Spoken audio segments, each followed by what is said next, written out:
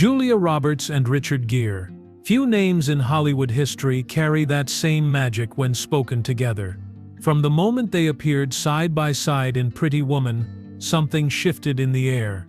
It wasn't just chemistry, it was connection. A connection so natural that audiences around the world swore it had to be real. For years, that question followed them everywhere. Were they simply perfect scene partners, or was something deeper happening when the cameras stopped rolling? They laughed it off, they avoided the gossip, yet neither ever fully denied what so many suspected. Time passed, films came and went, but that spark never faded in the public memory. Now at 56, Julia Roberts has finally confirmed what everyone suspected about Richard Gere, and what she revealed wasn't scandal or rumor. It was truth, the quiet, unexpected kind that explains everything we saw on screen, and everything they never said out loud. When Julia Roberts first stepped into Hollywood's orbit in the late 1980s, she was young, raw, and still unsure of her place in a world ruled by image and confidence. She had that unmistakable smile, the kind that felt both genuine and unreachable, but she hadn't yet found the role that would define her. Richard Gere, on the other hand, was already established. He had lived through the peaks of American Gigolo and An Officer and a Gentleman, carrying the weight of both fame and fatigue. Their paths weren't supposed to cross in any meaningful way, yet in 1989, when casting began for Pretty Woman, the universe arranged otherwise. The role of Vivian Ward was nearly lost before it began. The original script was darker, a cynical story about survival rather than love. But when Julia read for it, something changed in the room. Gary Marshall, the director, saw something alive in her that the script didn't yet reflect. He knew it needed to be rewritten around her warmth. The next problem was finding her Edward Lewis, the sophisticated businessman whose quiet loneliness would meet her wild energy in perfect balance. Dozens of actors passed. Many feared the film's uncertain tone, part comedy, part fairy tale. Richard Gere was nearly one of them. He didn't want to do another romantic role. He had grown wary of repeating himself, of being seen as the same charming face. But Gary Marshall was persistent. He convinced Richard to at least meet Julia. No cameras, no scripts, just a short conversation in a quiet room at the studio. Julia arrived nervous but determined, her laugh filling the silence before any words did. Gere later described that meeting as impossible to forget. They spoke for minutes, not hours. Yet by the end, the decision had been made without a word from the producers. The chemistry was undeniable.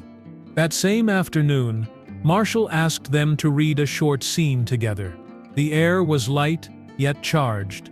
Julia sat across from him, pretending to sell herself the way her character would. Gere, half in character, half himself, simply smiled. When she finished, he reached out, handed her a folded piece of paper, and on it, he had written one word: yes. Gary Marshall watched them, and knew instantly. Whatever happened next, the movie would only work because of that spark. Once filming began, it was obvious to everyone that something special was unfolding. Between takes, Julia often sought Richard's quiet advice. He never overstepped, but he steadied her. When nerves threatened to overwhelm her, he'd say something simple, just enough to pull her back into the scene. She once said that he had a calming presence, though she rarely explained what that meant. Crew members described how their connection seemed effortless, as if they were speaking a private language. As Pretty Woman took shape, their energy began to reshape the film itself. Scenes that were never meant to be tender became moments of pure intimacy. The piano scene, now iconic, wasn't planned that way. Richard sat down and began to play idly between takes. Julia approached, curious, laughing as she leaned over him. The camera rolled and Gary Marshall whispered, "Keep it." It became one of the most beloved moments in movie history, not because of dialogue but because of the quiet comfort between them. By the time the film wrapped, everyone could feel it. This wasn't a typical co-star pairing built on timing and rehearsals. It was something that existed in the space between them, unspoken but undeniable. Hollywood had created countless romantic duos before, but this one felt different. It wasn't acting, not entirely. It was two people recognizing something in each other that mirrored their own longing for connection, for understanding, for a kind of magic that can't be scripted. When Pretty Woman premiered in 1990, audiences around the world felt that same spark. People didn't just fall in love with Vivian and Edward. They fell in love with Julia and Richard. Critics tried to analyze it. Journalists tried to name it. But neither of them offered answers. They just smiled, each time their names were mentioned together, as though they were both protecting the same secret.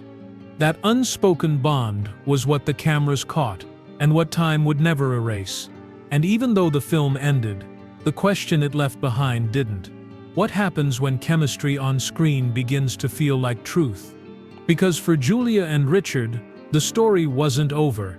It was only waiting for its next chapter.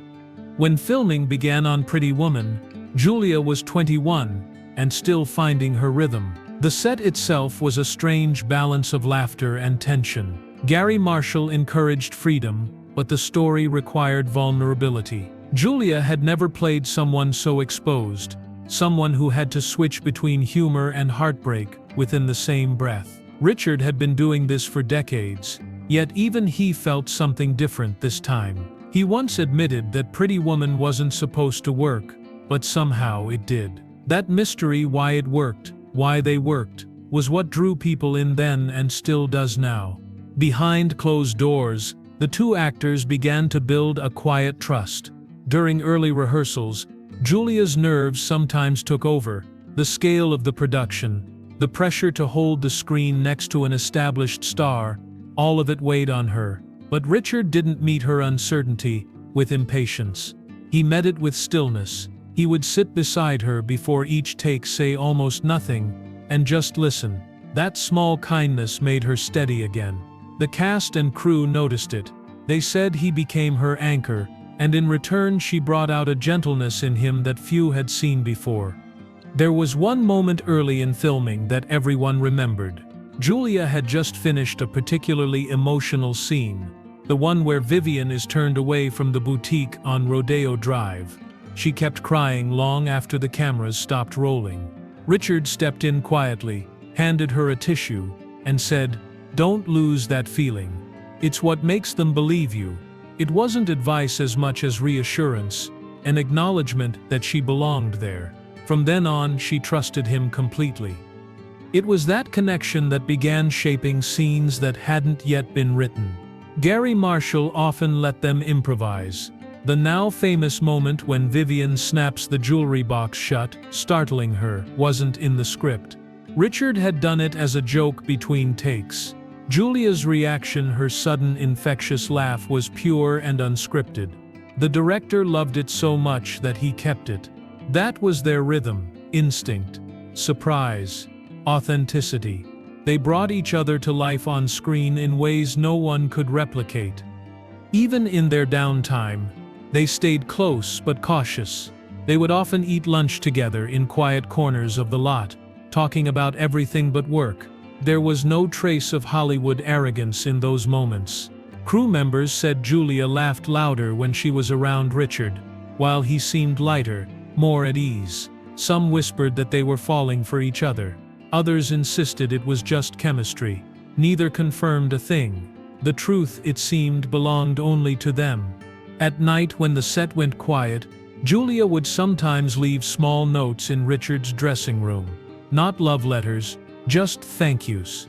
Little reminders that she saw what he was doing for her, how he made the work feel safe. Richard returned the gesture one evening before a particularly intimate scene. He slid a folded note under her door.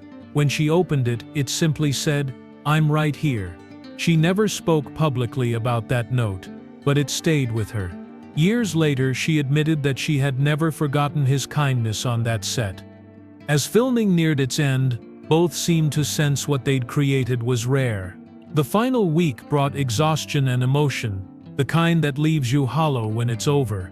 The goodbye scene in the film, where Edward climbs the fire escape to win Vivian back, was filmed near the end of production. It mirrored how everyone on set felt, two people who had found something extraordinary, even if only for a moment. When the director called cut, the crew applauded, but Julia didn't move. She stood there, tears filling her eyes, as Richard stepped forward and hugged her tightly. When Pretty Woman premiered, the press wanted explanations. Every journalist asked the same question: was the chemistry real? Julia only smiled and said, "You can't fake that kind of trust." Richard, in his usual reserved way, told reporters, "Sometimes when you meet someone, you just know. What not can know it she see. You meet." Their answers didn't reveal anything, but they didn't need to. The truth was already visible in every frame of the film. It was there in the way they looked at each other, in the pauses between words, in the ease of their laughter. What began as a casting gamble had turned into one of cinema's great love stories, and one that didn't end when the credits rolled. Because long after the world stopped watching, their connection remained quiet, genuine, and unspoken. And for Julia, that was enough to change everything about how she saw love, fame, and the fragile line between the two. After Pretty Woman became a phenomenon, the world saw Julia Roberts and Richard Gere differently. They weren't just actors anymore. They were symbols of romance itself. The film turned Julia into a global star overnight.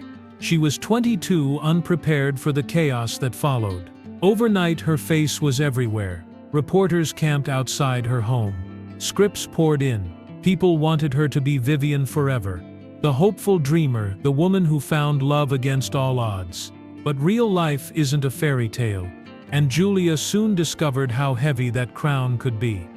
Richard, meanwhile, was already used to that glare. Fame had long stopped thrilling him. He had been through the press cycles, the rumors, the expectations. After Pretty Woman, he retreated into quiet projects, often in Europe, away from the noise. He didn't chase the spotlight. He had always been introspective, drawn to balance and spirituality, while Julia's world became louder, faster, and harder to control. Yet, through all the changes, she never stopped speaking warmly about him. Whenever interviewers mentioned his name, her voice softened. She once said, "He made me feel seen." That line said more than she realized. The years that followed were complicated.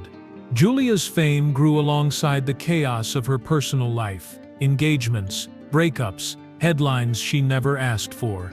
Every photograph, every rumor was dissected. Richard stayed mostly out of sight, occasionally appearing in thoughtful roles that reflected who he really was: gentle, intelligent, quietly romantic. They rarely crossed paths, at least in public. But when Pretty Woman aired on television or anniversaries rolled around, journalists couldn't help asking if they still spoke. Julia would smile and deflect, saying, "Richard and I will always have that movie." Behind those words, there was something quieter, a sense that she missed the simplicity of that time. Not the fame, not the whirlwind, but the connection she found on that set. The industry around her became tougher, colder. People moved quickly, chasing trends and awards. Yet her fondest memories always seemed to lead back to the man who treated her like a partner, not a product. She often mentioned that he taught her how to slow down, how to breathe through pressure, how to stay kind. Meanwhile, Richard followed his own path. He explored Buddhism, traveled often, and began focusing on humanitarian work. He once said that after Pretty Woman, he stopped searching for roles that defined him and started searching for meaning. It was a reflection of who he was, a man who preferred authenticity over applause. In his interviews, when Julia's name came up, he always smiled the same way, quietly, knowingly. He never gave the tabloids what they wanted, but his tone said enough.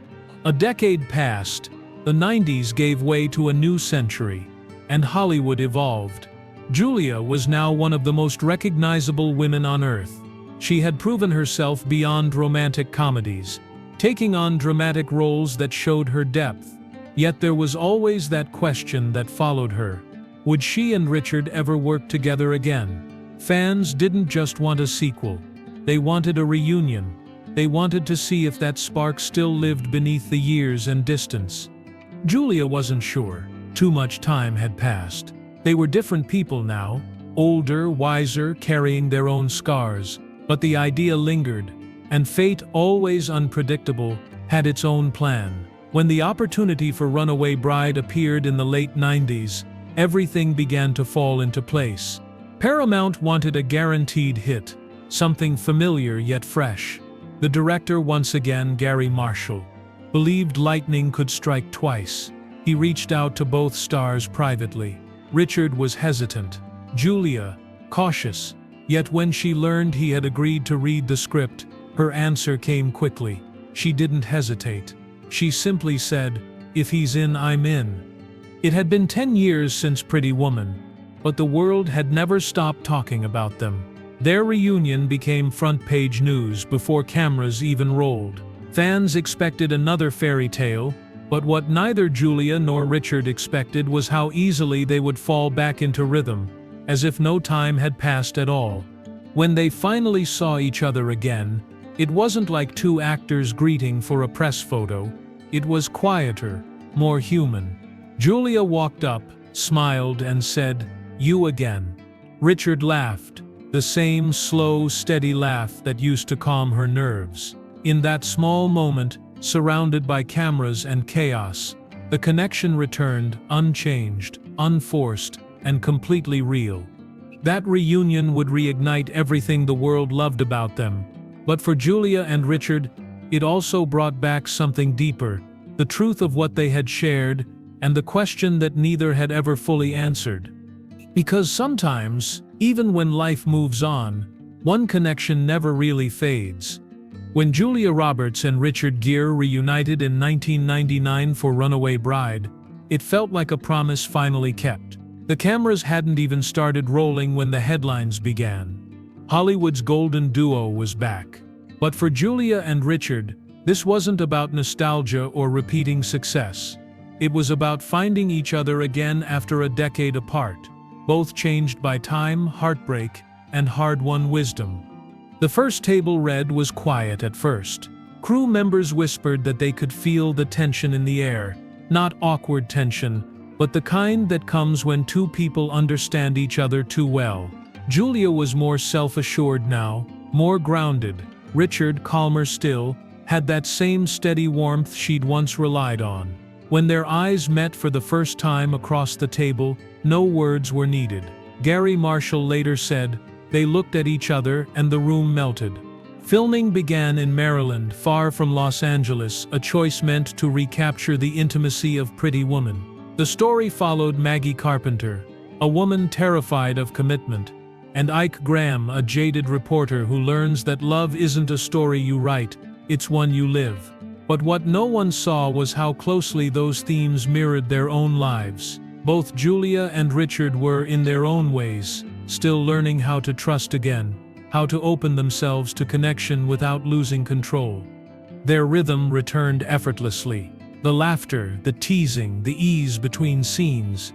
It was all still there. Crew members described their bond as invisible but constant, something felt rather than seen. One production assistant recalled that between takes they would sit together quietly, often not saying a word. They didn't need to. Their silence felt full, familiar, and safe.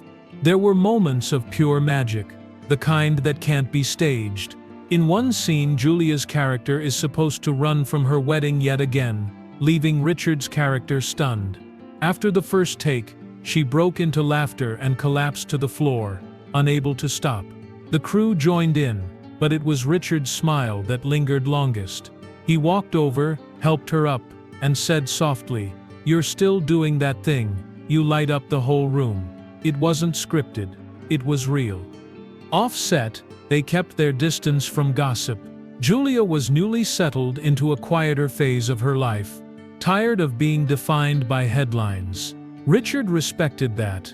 He never crossed the line between affection and privacy. Still, those who were there said there was something unspoken between them. something deeper than friendship, yet not quite romance. It was the rare kind of connection that doesn't fade, only matures. During interviews, they protected that bond like something sacred.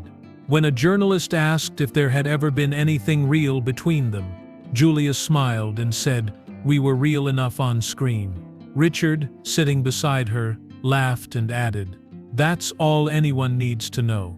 Their words sounded playful, but their glances told another story. It wasn't deflection, it was protection. Whatever existed between them, they wanted it untouched by speculation.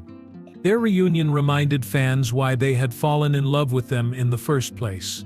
The chemistry was effortless, but there was more tenderness now, less about fantasy, more about mutual respect.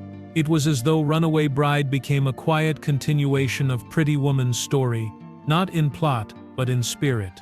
Two people who once met by chance, meeting again wiser and still connected by something they couldn't quite name. After filming Wrapped, Gary Marshall said something that captured it perfectly. "I think they love each other, maybe not the way people imagine, but in a way that lasts." Julia didn't correct him. She didn't need to, because by then she understood that love didn't always look like a headline or a happily ever after. Sometimes it looked like a steady friendship that never faltered, a connection built on respect, kindness, and shared history. The movie premiered to eager audiences, and once again their chemistry became the story. Critics called it lightning in a bottle, proof that what they'd shared a decade earlier hadn't been a fluke. But behind the red carpets and camera flashes, there was a quieter truth unfolding. Julia and Richard had proven something rare, that two people can hold deep affection, remain close, and never need to label it. As the lights dimmed after the premiere, they shared a brief embrace backstage. Julia leaned in and said something that no microphone caught. Richard smiled and nodded, his eyes soft. No one knows what she said, but those who witnessed it said the moment felt final, as if two chapters had finally found their ending. What the world didn't realize was that Runaway Bride wasn't a sequel, it was closure. The closing of a circle that began 10 years earlier in that small studio room where two strangers met, smiled, and felt something neither could define. And yet, even with that closure, one truth remained. Some connections never fully fade. They simply become part of who you are. Years after Runaway Bride, Julia Roberts had built the kind of life most in Hollywood never find, one centered on family, peace, and purpose. She stepped away from the spotlight when she wanted to, choosing her roles carefully, protecting her privacy fiercely. And though she rarely looked back, there was one chapter that kept resurfacing. Every few years, someone would bring up Richard Gere, a reunion rumor, a fan theory, a question about their bond, and every time Julia's expression softened, she'd smile, pause for a moment, and then say something simple, but meaningful enough to leave people wondering. In one interview, when asked what made her trust Richard so deeply, she replied, "He was kind. That's it. He was just kind." Those 3 words said more than any confession ever could. Because in an industry where kindness was rare, it had meant everything to her. Decades later, she finally spoke more openly about their connection. She didn't call it romance, or fate, or love in the traditional sense. Instead, she described it as a lasting friendship that felt safe from the beginning. For Julia, safety was sacred. In her early years, fame came fast and without warning. Many people wanted something from her, but Richard never did. He never competed for attention or played into gossip. He protected her quietly, without claiming credit. It was that steadiness that stayed with her long after their films ended. When she said recently that he was one of the people who changed how I see trust, it wasn't nostalgia, it was truth. Those who know her say Richard still holds a special place in her heart. They don't speak often, but when they do, it's easy and warm, as though no time has passed. There's no pretense between them, no need to explain what they once shared, because they both know that it went beyond scripts or characters. They had built something rare: honesty, respect, affection without agenda. Julia once reflected that the best relationships in her life were the ones where nothing had to be said to be understood. For her, Richard fit that perfectly. When she finally confirmed what everyone had long suspected, it wasn't in the way fans expected. There was no dramatic reveal, no shocking admission. She simply acknowledged what people had sensed all along, that their chemistry was real because the friendship was real. That what they showed on screen came from a place of genuine care and connection. In her words, "We trusted each other completely." You can see that in the work. That's what people are feeling. Richard, ever the private soul, has echoed those sentiments in his own quiet way. He once said that he owed a lot to Pretty Woman, but even more to Julia. He called her a light, a phrase that perfectly reflected how he had always seen her. He never claimed ownership of that connection, only gratitude. And for Julia, hearing that years later felt like closure. Not the kind that ends something, but the kind that finally lets the truth breathe. Their story, in the end, was never about romance denied or opportunity missed. It was about two people who met in the right place, at the right time, and brought out the best in each other. It was about trust, timing, and tenderness, the kind that doesn't fade with age or distance. When Julia finally spoke the truth, she did so with quiet pride, not regret. "He made me believe in love stories," she said once, "because ours, even if it was just on screen, was real in its own way." Today, when fans revisit Pretty Woman or Runaway Bride, they see more than acting. They see connection. They see two people whose souls recognized something familiar the moment they met. And though Julia and Richard's paths took them in different directions, that recognition remains, like a thread that time can't cut. For Julia Roberts, confirming that truth wasn't about feeding old rumors.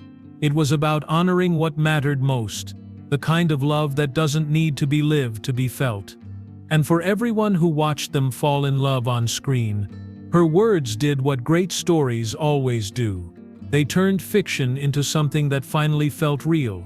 When Julia Roberts finally spoke openly about her connection with Richard Gere, the world didn't hear a confession, they heard gratitude. What she confirmed wasn't a secret romance or a hidden affair. It was something deeper, more enduring, a kind of love that exists beyond possession.